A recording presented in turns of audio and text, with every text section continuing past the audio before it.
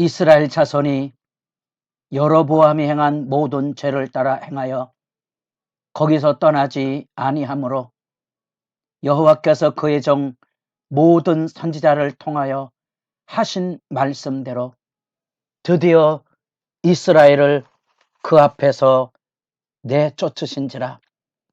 이스라엘이 고향에서 앗솔에 잡혀가서 오늘까지 이르렀더라. 새벽을 깨우는 거룩한 기도자 여러분,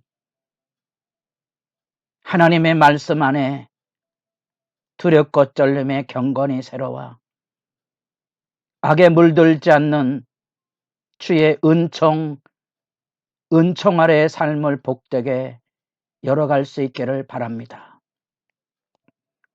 오늘 우리가 읽어갈 하나님의 말씀은 열왕기상 14장 1절에서 20절까지의 말씀으로서 드디어 여로보암이 하나님 앞에 말씀을 어겨 살았던 삶의 자리, 그 중심에 베델의 금송아지를 세워서 배역함으로 심판을 선포받던 이 마지막 장면입니다. 결국 자신과 이스라엘이라는 왕조의 멸망을 초래하는 심판의 나락을 우리가 지금 읽어가게 됩니다. 그런 점에서 이 여로보암의 죄악은 북이스라엘 나라가 멸망하는 열왕기하 17장에 내려가 보면 북이스라엘 나라의 역사 전체를 여로보암의 길을 따라 행했던 죄악에 대한 심판으로 선포하고 있다는 사실입니다. 그렇기에 솔로몬의 죄악으로 이루어졌던 르호보암과 여로보암의 이 남북의 분열의 이 여로보암의 위치를 여러분들이 이 말씀 안에서 주목해 보게 되는 겁니다. 결국은 하나님의 언약의 말씀에 신실치 못함으로써 운명의 심판이 다가오자 견딜 수 없는 불안과 두려움에 흔들리게 됐지요. 그래서 자기 아들이 죽을 병에 드니 견딜 수 없는 불안감 속에 자신에게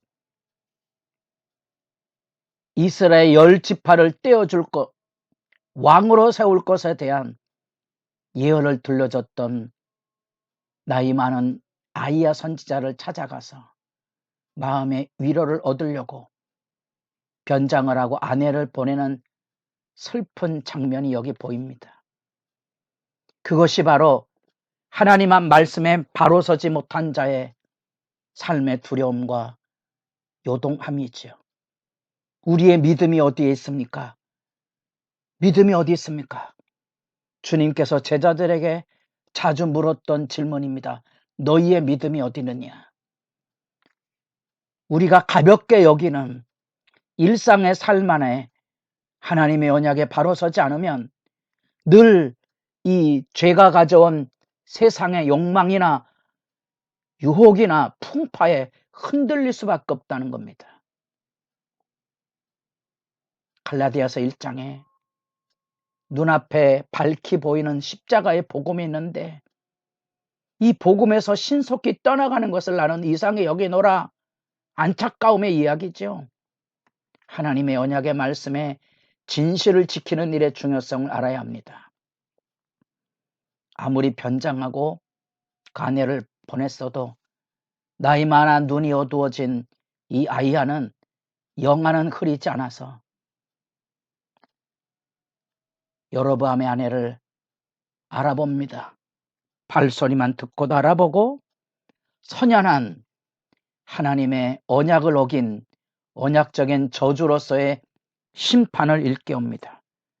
여로보암 가문의 모든 남자가 비참하게 죽을 것과 거름더미 그 똥덩이로 걸어가는 비참한 쓸어버림이 있고 시시는 개와 새야 밥이 돼서 언약의 저주 사건을 일깨워줄 뿐 아니라 그나마 유일하게 여로보암의 아들 중에 선한 아들 아비야는 이 병들어서 일찍 죽음으로써 여로보암의 범죄의 징벌적인 죽음. 성경에 아버지의 죄악이 아들에게 이루어지는 것이 하나님의 일상 규례가 아님에도 불구하고 이 죄악에 대한 징벌이 이렇게 역사 속에서 구체화될 때도 있습니다. 그것도 그 심판도 바로 오늘 하나님 앞에 그것이 이루어질 것에 대한 선포가 들려지고 있는 거지요. 살떨리는 하나님의 심판의 선포입니다. 누구나 외면하고 싶은, 그러나 하나님의 말씀 앞에 분명히 서서 그 말씀 앞에 우리도 깨어 있어야 한다는 겁니다. 결국은 이 여로보암의 심판은 이후로 이스라엘 역사에 16절 여호와께서 여로보암의 죄로 말미암아 이스라엘을 버리시니니 이는 그도 범죄하고 이스라엘로 범죄하게 하였습니다.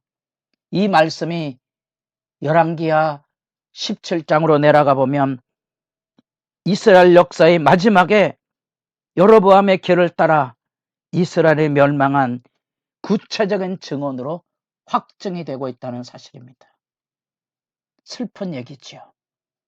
17절 여로보암의 아내가 일어나 디르사로 돌아가서 집 문 지방에 이를 때 그 아이가 죽은지라. 눈물 나는 삶의 장면입니다.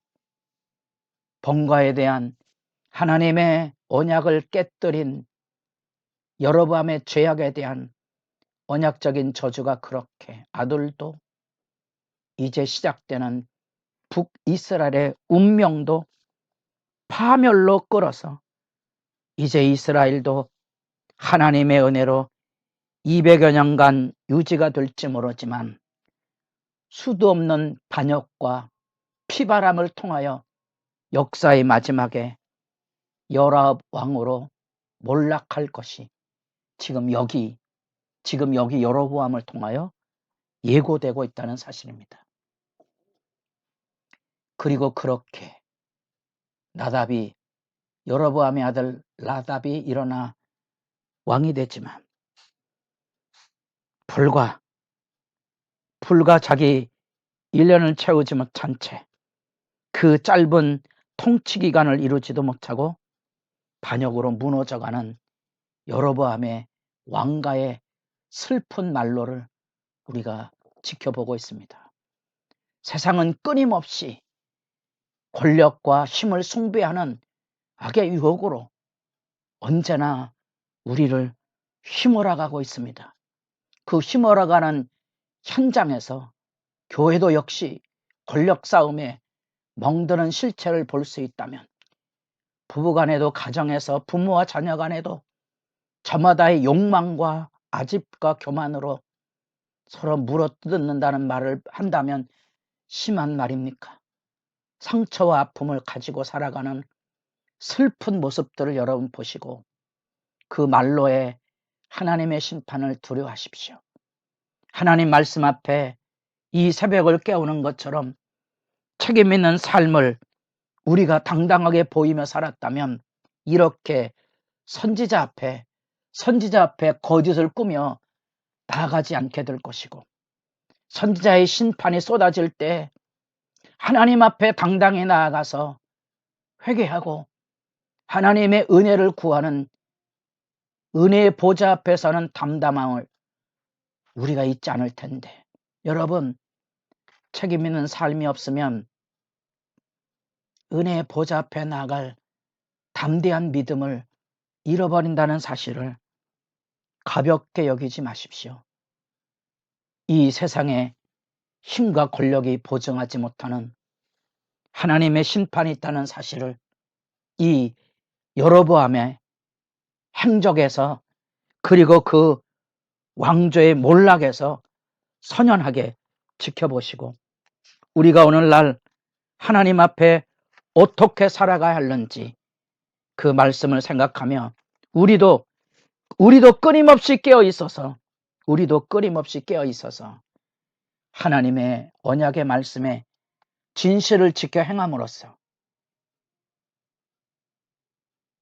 나와 우리 가족과 교회의 운명에 하나님의 은혜의 등불을 들고 서 있음으로써 은혜의 등불을 들고 서 있음으로써 하나님의 복된 은혜의 강수가 흘러넘치도록 주 앞에 엎드려 기도하는 시간이 복되기를 바라고 하나님의 말씀에 두려움을 다시 기억하고 겸비해서 하나님의 말씀을 경청하고 그 말씀의 교제 앞에 정직함으로써 서로의 얼굴을 빛나게 하는 믿음의 교제를 이루어가는 일에 지혜로운 신앙생활이 풍성해질 수 있기를 소망합니다.